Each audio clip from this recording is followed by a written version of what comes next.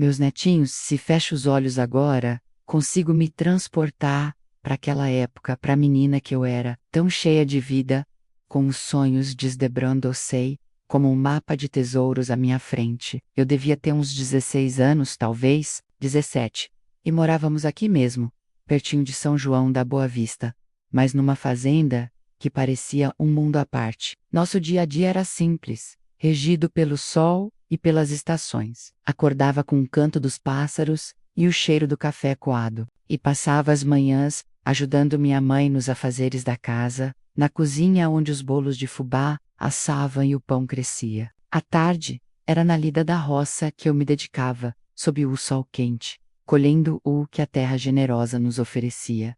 Era uma vida de trabalho duro, sim, mas também de uma inocência e de uma beleza que só quem viveu no campo pode entender. As noites eram estreladas como vocês jamais verão na cidade.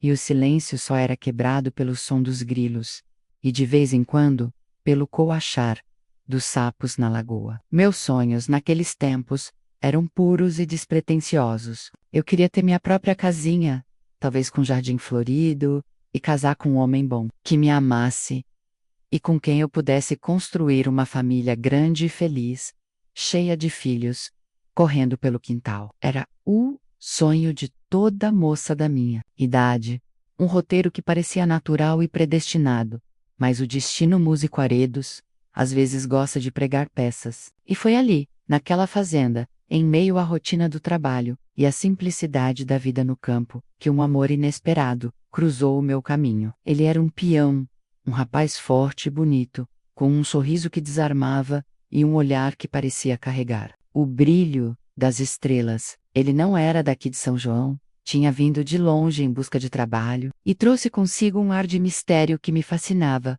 Nossos encontros começaram de forma inocente, olhares trocados durante o almoço na casa grande, conversas breves, enquanto o gado era recolhido. Mas logo, esses momentos se transformaram em algo mais. Ele me procurava nos fins de tarde, quando o sol se punha e o trabalho diminuía. Sentávamos à beira do açude, ou sob a sombra de uma mangueira antiga, e conversávamos, por horas. Ele me contava histórias de outros lugares de suas andanças, e eu, na minha ingenuidade, sentia o coração acelerar. Era o meu primeiro grande amor, um sentimento que eu não sabia nomear, mas que me preenchia por completo.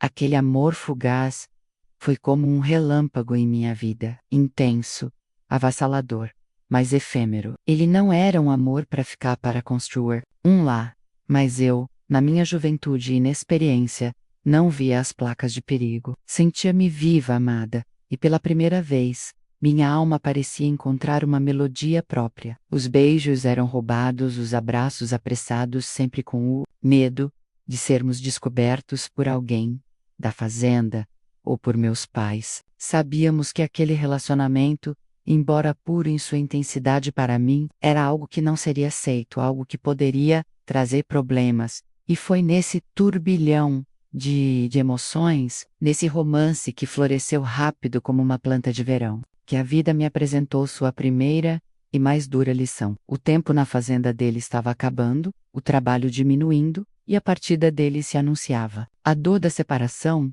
era quase física, mas eu ainda não sabia que a verdadeira consequência daquele amor fugaz viria depois, mudando para sempre o rumo da minha juventude. Mal sabia eu que aquele seria o início de uma jornada marcada por segredos, e que a tristeza de sua partida era apenas o prelúdio de um fardo muito maior que eu teria que carregar. A minha inocência, outrora tão intacta, seria bruscamente interrompida por uma realidade que me forçaria a crescer antes do tempo. Muse Nettenhass. Se o meu coração já sentia o aperto da despedida daquele amor fugaz na fazenda, a vida ainda me reservava uma reviravolta que viraria meu mundo de cabeça para baixo de vez. Ele se foi, assim como tinha chegado. De repente, como um vento forte que passa, e não deixa nada além de um rastro de poeira. A despedida foi rápida, um abraço apertado, uma promessa vaga de um dia voltar. Eu, na minha ingenuidade, acreditei, mas a verdade é que nunca mais o vi, nem soube de seu paradeiro. Ele partiu sem deixar rastro, levando consigo a minha paz, e deixando para trás uma semente que mudaria tudo. O vazio da sua ausência era imenso, mas logo um outro tipo de sensação começou a me acompanhar. Uma tontura pela manhã, um cansaço que não passava com o descanso, um corpo que, sutilmente, começava a se transformar. Eu, que sempre fui atenta aos sinais da natureza na fazenda, demorei para entender os sinais do meu próprio corpo. A princípio, eu os ignorava atribuindo-os ao desânimo pela partida dele, ou ao trabalho pesado, mas os sinais se tornaram mais claros, mais insistentes. A descoberta inesperada veio de uma forma que marcou a minha alma. Foi num dia de trabalho, no campo. O sol estava forte, e eu sentia um mal-estar diferente, uma fraqueza que me derrubou. Minha mãe, que me conhecia como a palma da mão, percebeu algo estranho no meu olhar, na minha palidez. Ela me levou para casa, e foi ali, com a calma e a experiência de quem já havia passado por tantas coisas na vida, que ela me fez a pergunta que eu mais temia, sem rodeios, sem julgamentos iniciais. Apenas a pergunta que confirmaria o que meu coração já pressentia. Minha filha, você está grávida? Naquele momento, meus netos, Usha, se abriu, sob meus pés. O pavor me consumiu. Não havia mais como esconder, como negar. As lágrimas brotaram quentes e incontroláveis, misturando alívio pela verdade vindo à tona, e um desespero avassalador pelo que viria a seguir. Eu era uma menina de 17 anos, sozinha, e com uma vida se formando dentro de mim. O amor que eu havia vivido, embora fugaz, deixava uma marca permanente e irrefutável. O impacto da descoberta em minha mãe foi imenso. Eu via a dor em seus olhos, a decepção, a preocupação com o escândalo que se abartava sobre nossa família em São João da Boa Vista. Naquela época, uma moça solteira grávida era uma desgraça, uma mancha que carregava vergonha para toda a Lane. A conversa que se seguiu foi longa e dolorosa, com sussurros e lágrimas. Minha mãe, com a voz embargada, me fez a pergunta mais difícil de todas: quem é o pai, minha filha? E eu, meus queridos, com a voz quase inaudível, precisei confessar que ele tinha ido embora, que havia partido sem deixar rastro. A verdade era que eu nem sabia onde ele estava, nem como encontrá-lo. A tristeza dela se aprofundou, e eu senti o peso de cada uma de suas preocupações. Eu estava completamente só com a minha nova realidade, com a vida que crescia em mim, e com a ausência do pai. Aquela descoberta inesperada não foi apenas a certeza de uma gravidez, foi a certeza de que a minha juventude havia chegado ao fim, de uma forma abrupta, e que a partir daquele dia, eu carregaria um segredo e um fardo que moldaria em cada passo da minha vida. Meus netinhos, depois que a verdade sobre a minha gravidez veio à tona, e o pai do meu filho partiu sem deixar rastro, o pânico se instalou de vez em nossa casa aqui em São João da Boa Vista. Minha mãe, com a dor estampada no rosto, sabia que não havia tempo a perder. Naquela época, uma moça solteira grávida era uma vergonha para a família, algo que mancharia nosso nome por gerações. A sociedade era implacável, e o julgamento, cruel. Lembro-me das conversas sussurradas, dos olhares preocupados que se cruzavam entre meus pais. Eu era o centro de toda aquela angústia. A solução para eles era uma só, e veio com a força de uma imposição. Eu teria que me casar, não por amor nem por escolha, mas para dar um nome ao meu filho, e para esconder a verdade que nos assombrava. Seria um casamento arranjado. Minha mãe, com sua sabedoria e sua rede de contatos na comunidade, começou a procurar um homem que pudesse aceitar aquela situação. Não era uma tarefa fácil, músico Aredos, ninguém queria casar com uma moça desonrada e já grávida, mas ela, com a determinação de uma leoa, protegendo sua cria, não desistiu. Foi então que surgiu o nome de um homem, um trabalhador da roça, que conhecíamos de vista. Ele era um pouco mais velho que eu, calado, e não tinha muitos laços familiares fortes por aqui. Minha mãe o abordou com a proposta, apresentando uma versão suavizada da minha história. Um namoro rápido, um rapaz que me abandonou e não quis assumir o filho. A verdade completa sobre quem era o pai real do meu bebê jamais seria revelada. Para minha surpresa e alívio, ele aceitou. Eu não o conhecia bem, mas ele parecia um homem bom, com um olhar honesto, embora triste. Talvez ele também carregasse suas próprias dores e solidões, e por isso, a proposta de ter uma família, mesmo que nas circunstâncias que se apresentavam, fosse algo que ele pudesse aceitar. Ele se tornaria o pai do meu filho, no papel, e eu, sua esposa. Seria uma união de conveniência sem paixão, mas com um propósito claro: proteger o futuro do meu bebê e a reputação da minha família. O namoro foi breve e protocolar, uma encenação para a vizinhança. Ele vinha à nossa casa, sentava-se na sala, e nossas conversas eram poucas, limitadas ao essencial. Cada encontro era uma farsa que eu tinha que manter com um sorriso forçado e um coração pesado. Eu me sentia como uma atriz em uma peça, interpretando um papel que não me pertencia, vivendo uma mentira que parecia esmagar minha alma a cada minuto. Os preparativos para o casamento foram rápidos e simples, sem a pompa e a celebração que as outras noivas de São João costumavam ter, uma cerimônia discreta na igreja, com poucos convidados, apenas a família mais próxima e alguns vizinhos, para não levantar suspeitas. Eu usava um vestido emprestado, nada de véu ou grinalda, e meu corpo, que já começava a se transformar, era cuidadosamente escondido sob o tecido. Não havia alegria nos meus olhos, apenas uma profunda resignação. Cada passo em direção ao altar era um passo em direção a uma vida de fachada. No dia do casamento músico Aredos, minha mente estava um borrão. Lembro-me de me vestir em silêncio, sentindo o peso do tecido sobre o corpo e o nó na garganta. No altar, ao lado daquele homem que se tornaria meu marido, apenas no papel e na frente da sociedade. Fiz meus votos com a voz embargada. Meu coração não estava ali, ele estava com a verdade que eu carregava, com o amor fugaz que havia me levado àquela situação, e com a promessa silenciosa que fiz a mim mesma: eu protegeria meu filho a todo custo, mesmo que isso significasse viver uma vida inteira de aparências, mesmo que isso me custasse tudo. A paternidade assumida por meu marido era a única forma de garantir um futuro para meu filho. Musnetin Haas, o casamento havia se consumado, e com ele, a farsa da minha nova vida. Meu marido, um homem bom e trabalhador,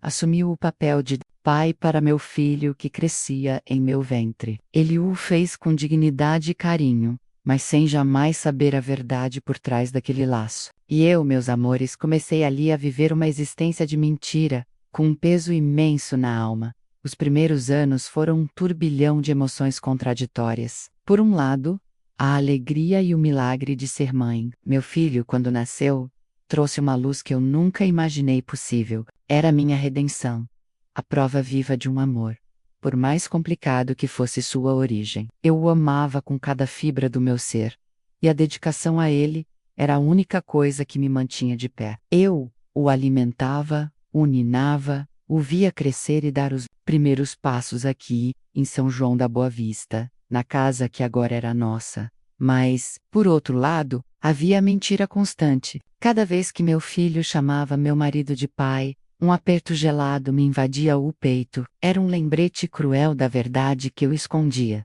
da vida que eu havia construído sobre uma base tão frágil. Eu me sentia culpada, sim, por privar meu filho da verdade sobre suas origens, por fazer meu marido viver uma ilusão. Mas o medo daquele escândalo familiar que minha mãe tanto temia era maior que a culpa.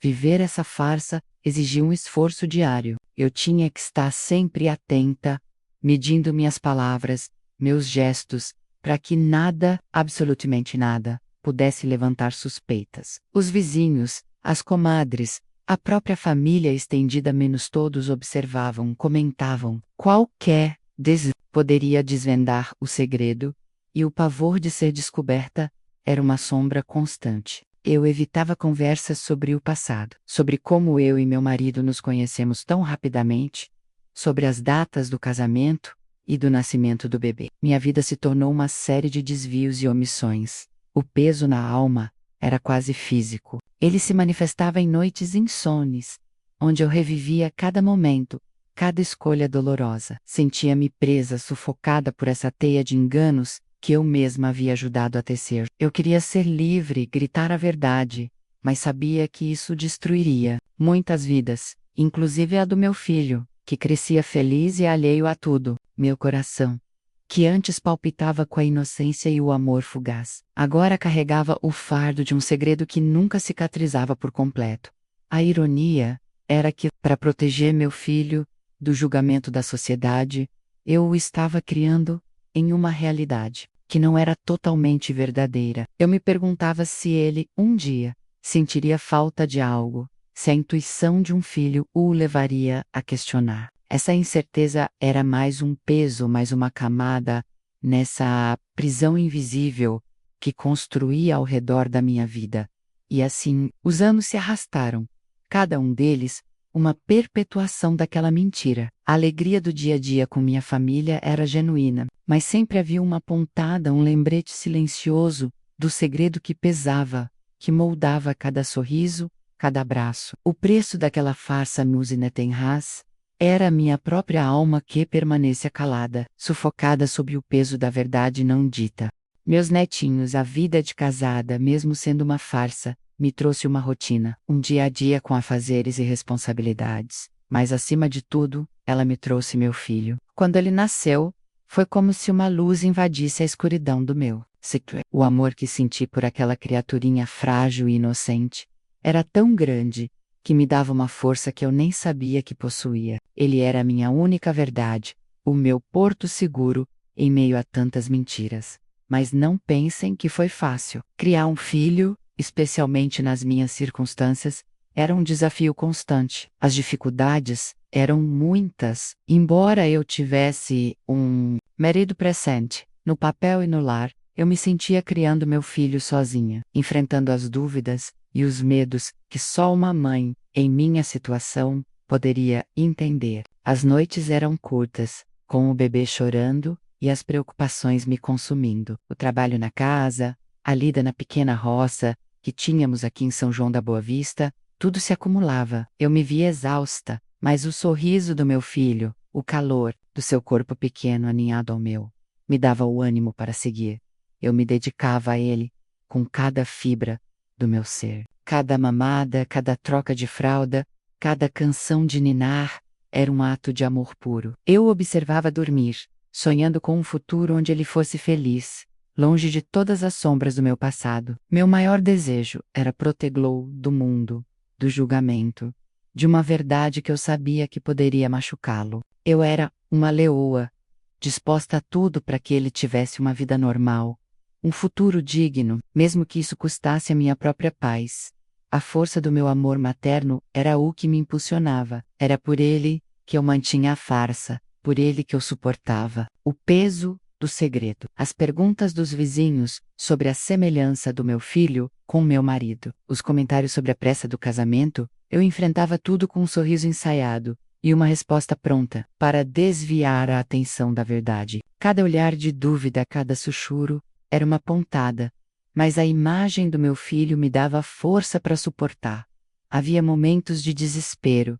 Sim, noites em que eu chorava baixinho para não acordar ninguém, sentindo o peso da minha alma calada. A culpa de não poder dar a ele a verdade sobre suas origens me corroía. Eu me perguntava se, um dia, ele sentiria a falta de algo, se a intuição de um filho o levaria a questionar. Mas a cada amanhecer, a visão do seu rostinho me enchia de renovada determinação. Ele merecia uma vida sem o fardo do meu passado.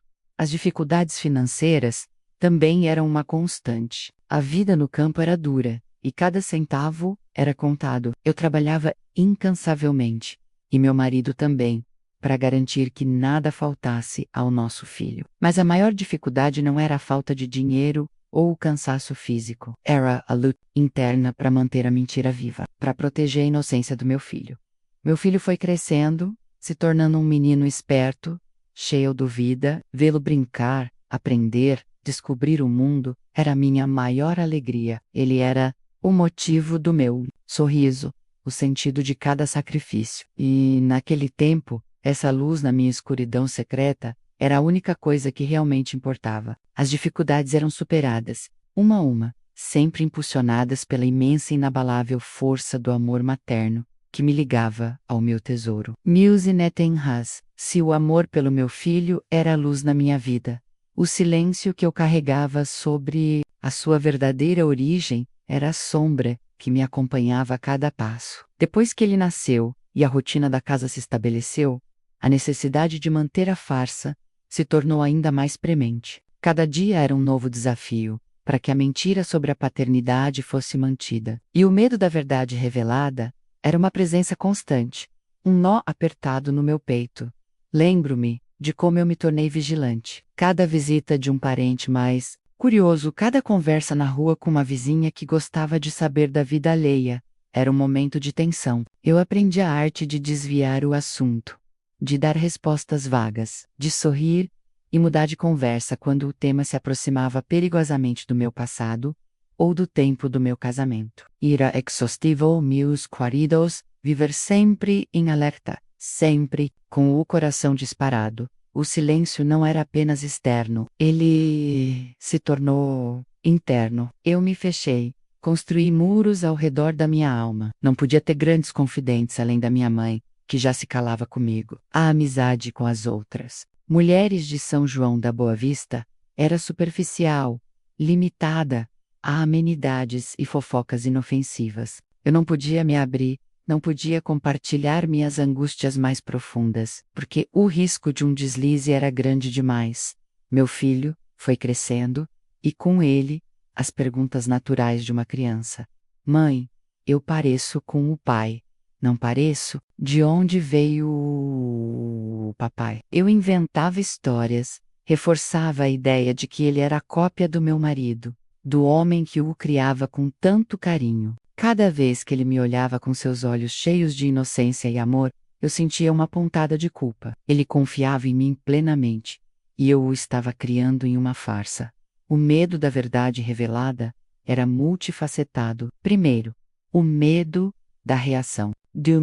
Como ele se sentiria ao saber que o homem que ele chamava de pai não era seu pai biológico? E como reagiria ao saber a verdadeira origem, o romance proibido que deu início a tudo, o pensamento de causar-lhe dor, de abalar seu mundo e sua identidade? Era insuportável. Depois, havia o medo do julgamento da sociedade. Embora o tempo passasse e a vida em São João da Boa Vista mudasse, a memória das fofocas e do escândalo ainda estava fresca em minha mente. A vergonha que minha mãe havia temido tanto, a mancha no nome da família, ainda me assombrava. Eu havia sacrificado minha juventude, meu amor verdadeiro, para evitar isso. Revelar agora parecia desfazer todo o esforço e toda a dor. E havia também o meu marido. Ele havia me aceitado, e me dado um nome, e criado meu filho como se fosse seu. Como eu poderia trair essa confiança, essa bondade, revelando uma verdade que poderia destruir a vida que ele havia construído ao meu lado? O silêncio era a nossa única proteção. Embora fosse uma proteção que me custava a paz da alma, eu vivia em um estado de alerta constante, com um nó na garganta, sufocando as palavras, os sentimentos, as lembranças que ameaçavam escapar. Aquela vida dupla se tornou a minha rotina, a minha realidade. O preço era alto, a minha autenticidade, a minha capacidade de ser plenamente eu mesma. O silêncio e o medo foram os guardiões do meu segredo por décadas, mantendo a verdade trancada. A sete vezes, enquanto eu esperava, sem saber, o dia em que, talvez, a libertação pudesse finalmente chegar. Os anos se passaram Muse Nettenhas, e a vida, com sua velocidade implacável, transformou meu menino em homem. Meu filho cresceu aqui em São João da Boa Vista, sob meus olhos e sob o teto da casa que construímos com meu marido. Ela trabalhou, formou-se, casou-se e me deu netos maravilhosos. Vocês. Mas tudo isso aconteceu sobre uma base que eu sabia ser uma farsa. Essa consciência era um fardo pesado demais para carregar sozinha. Vê-lo prosperar, ser feliz, construir sua própria família, era minha maior alegria, e ao mesmo tempo, minha maior angústia. Ele era um homem íntegro, respeitado na comunidade. e eu me orgulhava imensamente dele. No entanto, cada passo que ele dava, cada conquista, era um lembrete silencioso da mentira que o envolvia desde o nascimento. O pai que ele conheceu, que o criou com amor, não era seu pai biológico. Essa verdade, que eu mantinha trancada a 7 chaves, criava uma distância invisível entre nós, uma barreira que somente eu podia sentir. O silêncio sobre a verdadeira paternidade se tornou parte de mim. Viver essa vida dupla por tantas décadas me moldou. Eu me tornei uma pessoa mais reservada, cuidadosa com as palavras, com medo de que um deslize pudesse desvendar o segredo e machucar a quem eu mais amava. As conversas sobre o passado da família eram sempre supervisionadas por mim, para que nenhuma ponta solta pudesse surgir e desatar o nó que eu havia apertado com tanta força. Eu observava meu marido interagir com nosso filho.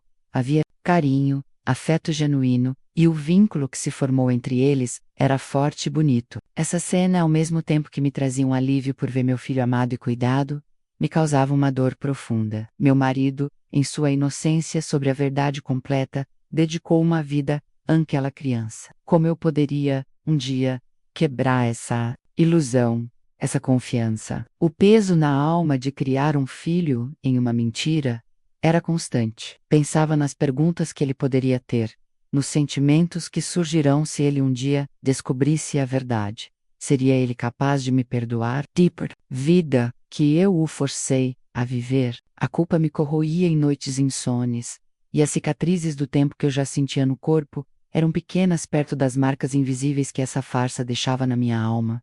Eu via meu tio, o pai biológico do meu filho, ocasionalmente, em eventos familiares. Ele também envelhecia, talvez com seus próprios segredos e arrependimentos. Nunca houve uma palavra, um olhar de reconhecimento que pudesse indicar a verdade para os outros. Para ele, talvez aquele incidente fosse uma lembrança distante, abafada pela vida que seguiu. Mas para mim, a ferida permanecia aberta, um lembrete constante do romance proibido e das escolhas dolorosas que ditaram meu caminho. Meu filho seguiu sua vida, com sua família, seus próprios sonhos, e eu, a vovó aqui, com a alegria de vê-lo realizado, mas com a tristeza silenciosa de saber que uma parte fundamental de sua história permanecia oculta. Ele havia construído uma vida feliz, mas sobre uma farsa, e a necessidade de que essa verdade viesse à tona, para que ele tivesse a chance de conhecer sua história completa. Começou a se tornar um grito interior por libertação cada vez mais forte. Um anseio que a velhice trouxe consigo. A vida, meus netinhos, tem seu próprio ritmo, e a gente nem percebe quando a juventude se esvai e a velhice chega, de mansinho, com suas rugas, seus cabelos brancos e suas dores nas juntas. Mas com a velhice, veio também algo que eu não esperava, uma necessidade premente, quase dolorosa, de aliviar a alma. O segredo que eu carreguei por tantas décadas a que me acompanhou em cada passo começou a pesar ainda mais. Não era mais um fardo a ser escondido, mas uma verdade que precisava ser libertada. Os dias se tornaram mais lentos, e as horas de reflexão mais numerosas. Sentada aqui na varanda da minha casa em São João da Boa Vista, vendo o sol se pôr sobre as montanhas, eu revisitava cada capítulo da minha vida, as alegrias, as tristezas, os amores, as perdas, e em meio a todas essas memórias, o segredo da paternidade do meu filho mais velho. Fruto daquele romance proibido, brilhava como uma ferida antiga, que mesmo cicatrizada por fora, ainda doía por dentro. As cicatrizes do tempo estavam ali, mais evidentes do que nunca, e o custo da minha alma calada se fazia sentir em cada fibra do meu ser.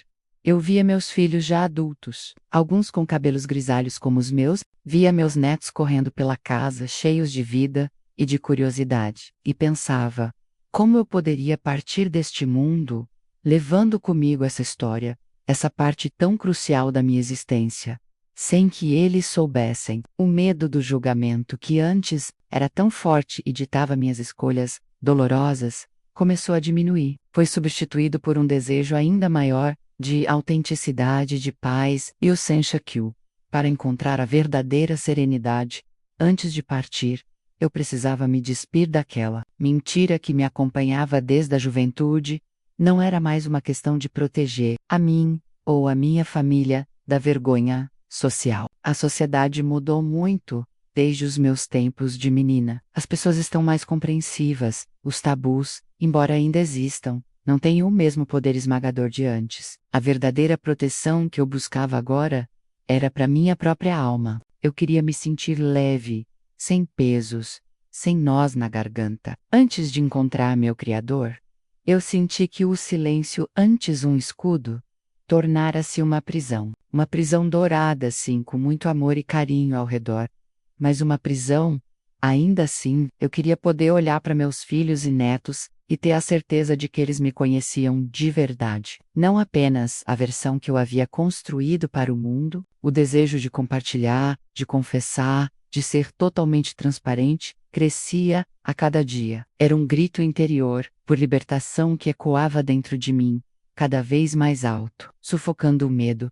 Os riscos eram claros. Claro, a revelação poderia causar dor, confusão, talvez até raiva. Meu filho mais velho, principalmente, poderia se sentir traído, enganado por toda uma vida. Mas a alternativa, a de morrer com o segredo, parecia-me ainda mais terrível. Era como deixar um quebra-cabeça incompleto para trás, uma peça faltando na história da nossa família. Um custo final para minha alma que eu não estava disposta a pagar.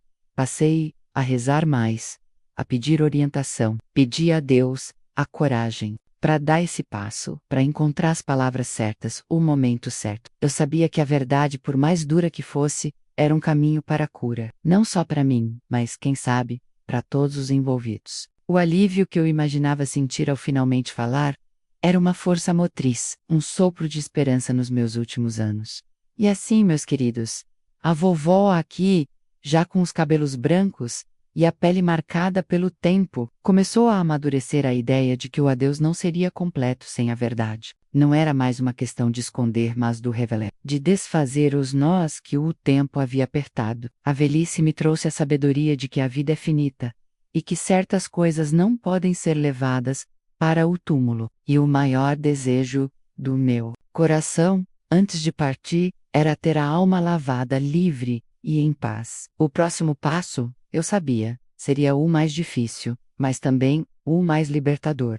Chegou, meus netinhos, o momento que eu tanto temi, e ao mesmo tempo, tanto esperei. Aqui estou eu, na minha cama, sentindo o corpo mais fraco a cada dia, a respiração mais curta, como um sopro que se esvai. O médico já veio com sua ouvir de pesar, e eu sei que o fim está próximo, mas por incrível que pareça, não sinto medo. O que sinto é uma calma estranha, uma serenidade que a velhice me trouxe, e com ela, a coragem que me faltou por tantos e tantos anos.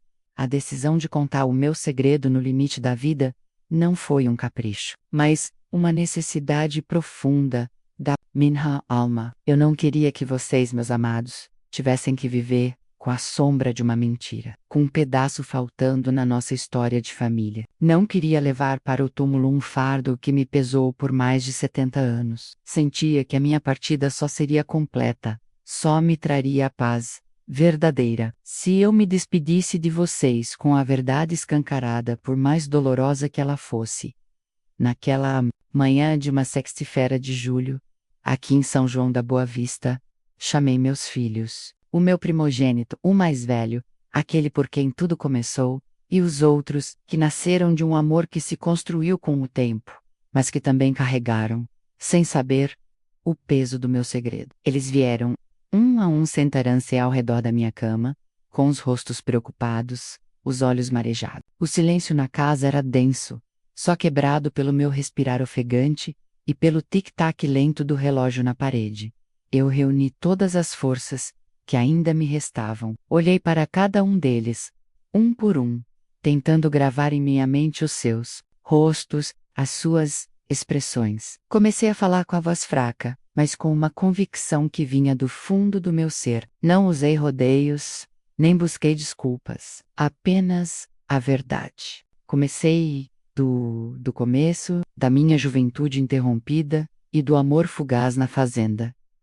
Contei sobre a descoberta inesperada e a partida sem rastro do pai dele. Falei do casamento arranjado e da paternidade assumida pelo meu marido e de como vivi anos, criando meu filho na mentira, com um peso imenso na alma. Expliquei as dificuldades e a força do amor materno que me impulsionaram, e como o silêncio e o medo da verdade revelada foram meus companheiros. Falei de como ele cresceu, meu filho, adulto, construindo uma vida sobre uma farsa, e como a velhice trouxe o grito interior por libertação. E então, com a voz embargada, mas firme, revelei o que era o centro de toda a minha dor.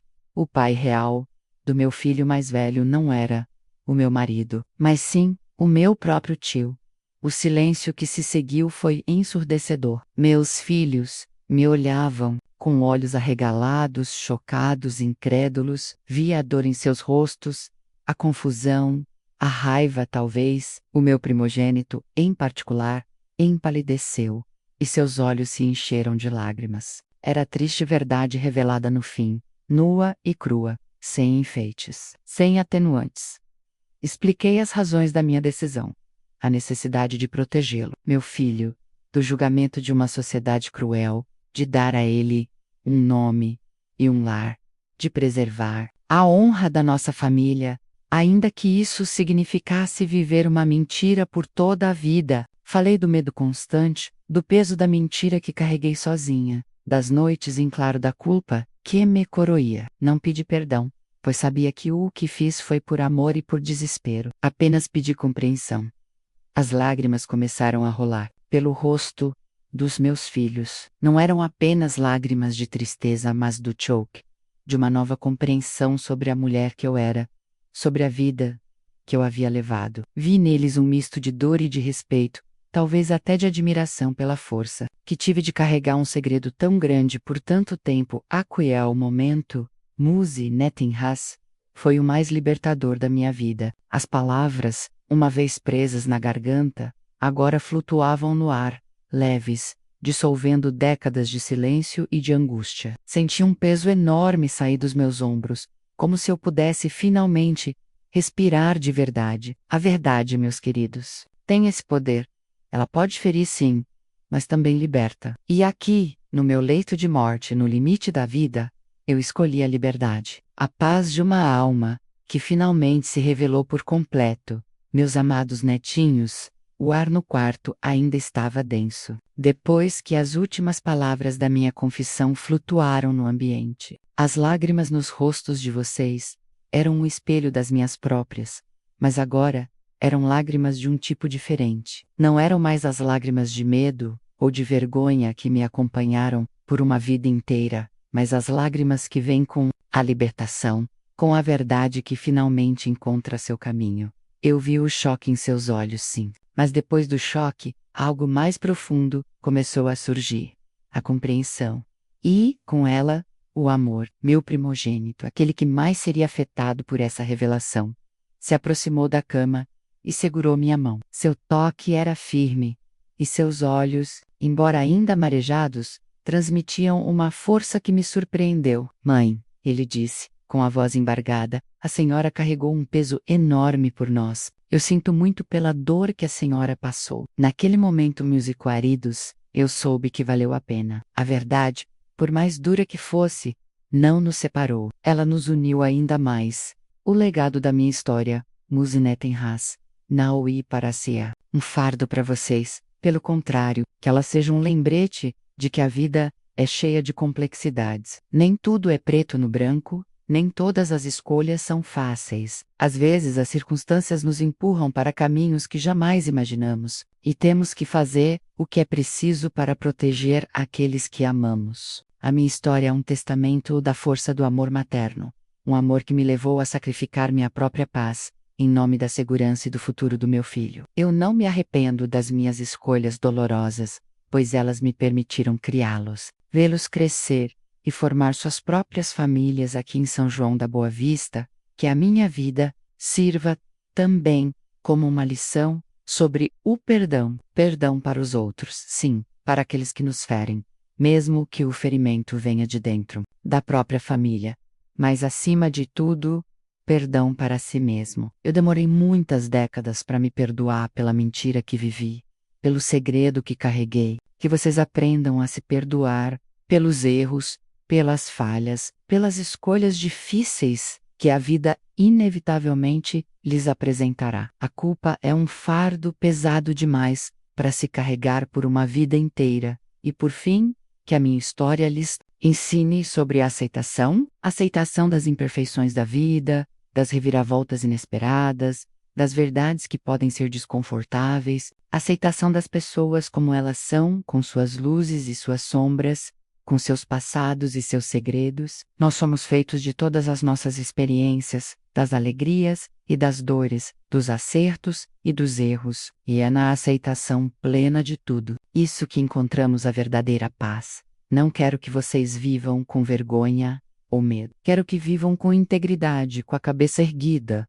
com a coragem de serem quem são. Se a vida lhes trouxer segredos, que vocês tenham a sabedoria para decidir se eles precisam ser guardados ou revelados, e a força para lidar com as consequências. Mas que nunca, nunca achem que precisam esconder quem são ou de onde vieram. Para serem amados ou aceitos, meus olhos estão ficando pesados, e a voz da vovó está falhando. Sinto que a minha jornada está chegando ao fim. Mas antes do parte, quero que saibam que o amor que senti por vocês é imenso, maior do que qualquer segredo, mais forte do que qualquer dor. Vocês são o meu legado, a continuação da minha história, e eu confio a vocês a verdade que eu guardei por tanto tempo. Que essa honestidade tardia nos traga a todos uma paz que eu só pude sentir agora. Que essa história seja um lembrete. A vida é um emaranhado de fios, alguns brilhantes, outros mais escuros. Mas é a trama completa, com todos os seus fios, que forma o belo tecido da nossa existência. Amem muito, perdoem sem limites, e aceitem a vida em toda a sua plenitude. E lembrem-se da vovó, que no fim de sua vida, encontrou a paz ao finalmente compartilhar sua verdade com aqueles que mais amava. Agora, meus queridos, abracem-me. A vovó vai descansar